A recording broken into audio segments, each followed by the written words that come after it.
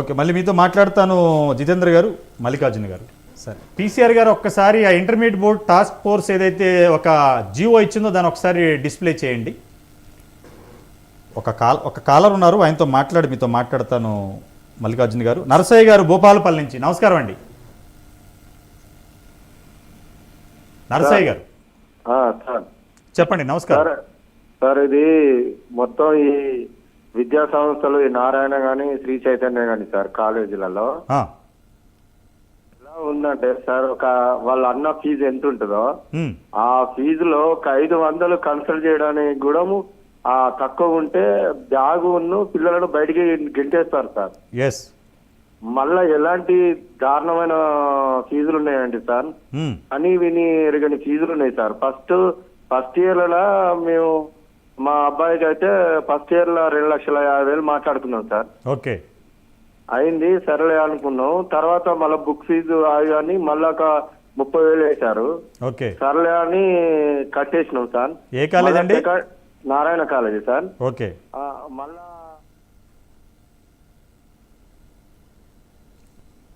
Okay okay okay okay మా మల్లికార్జున గారు, 19/4/2025 task force వేశారు ప్రైమ్ నేను కథనాలకు స్పందించి.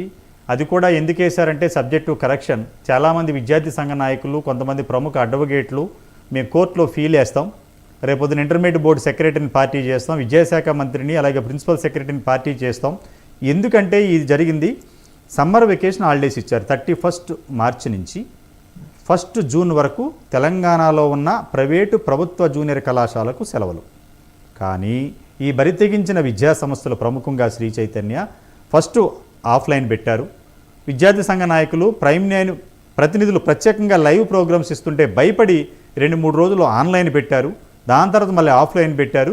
ఇవన్నీ కథనాలు రేపొద్దున కోర్టులో చూపిస్తే భయం వేస్తుందని ఒక సూపరింటెండెంట్, డిప్యూటీ సెక్రటరీ వాళ్ళతో ఒక టాస్క్ ఫోర్స్ ఏర్పాటు చేసి ఇంతవరకు ఒక ప్రెస్ మీట్ పెట్టి పత్రికా ముఖంగా పలానా శ్రీ చైతన్య రామన్ భవన్లో ఇలా తనిఖీ చేశాం, అక్కడ మీరు చెప్పింది వాస్తవం, మీడియాలో వచ్చిన కథనాల వాస్తవం, విద్యార్థి సంఘ నాయకులు చేసింది వాస్తవం అని చెప్పడానికి ఎందుకు ఇంటర్మీడియట్ బోర్డు మేనమేసాలు లెక్కిస్తుంది?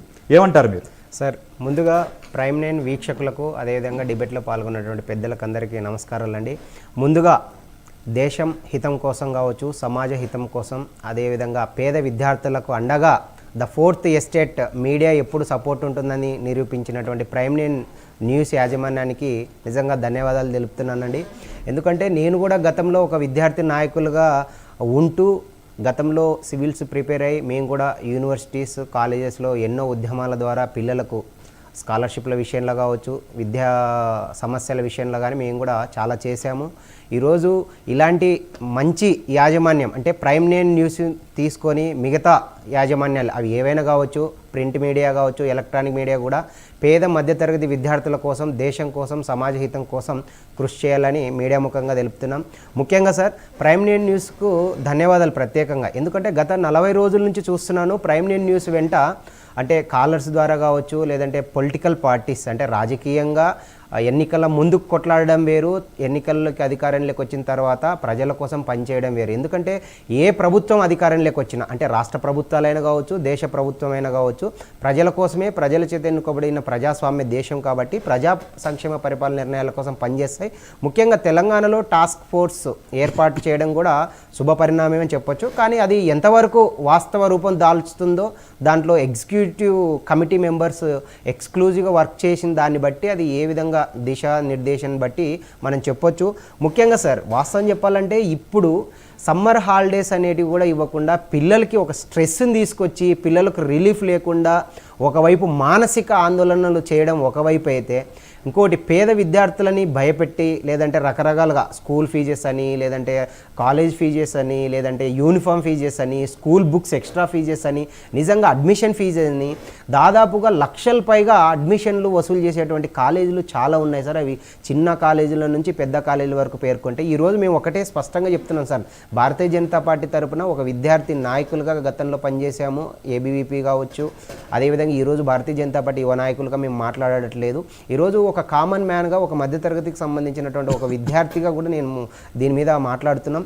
ఖచ్చితంగా రైట్ టు ఎడ్యుకేషన్ ఏదైతే ఉందో 25% ప్రైవేట్ స్కూల్స్లో కావచ్చు కాలేజీలో కానీ ఖచ్చితంగా పేద విద్యార్థులకు సీట్లు కేటాయించాలని చెప్పేసి గౌరవనీయులు భారత ప్రధాని నరేంద్ర మోదీ గారి నేతృత్వంలో ఉన్నటువంటి పెద్దలు అంటే అమిత్ షా గారు కావచ్చు, లేదంటే మా కేంద్ర విద్యాశాఖ మంత్రి వర్యులు ధర్మేంద్ర ప్రధాన్ గారు కావచ్చు, ఆంధ్రప్రదేశ్ డిప్యూటీ సీఎం పవన్ కళ్యాణ్ గారి సూచనలు, అలాగే చంద్రబాబు గారి నేతృత్వంలో నారా లోకేష్ గారి ఆధ్వర్యంలో ఆంధ్రప్రదేశ్లో స్పష్టంగా రాబోయే విద్యా క్యాలెండర్లో 25% ప్రకారం schools educations right to act ప్రకారం పేద విద్యార్థులకు కావచ్చు స్కూల్స్ యాజమాన్యానికి కూడా గైడ్లైన్స్ ఇవ్వడం జరిగింది సార్.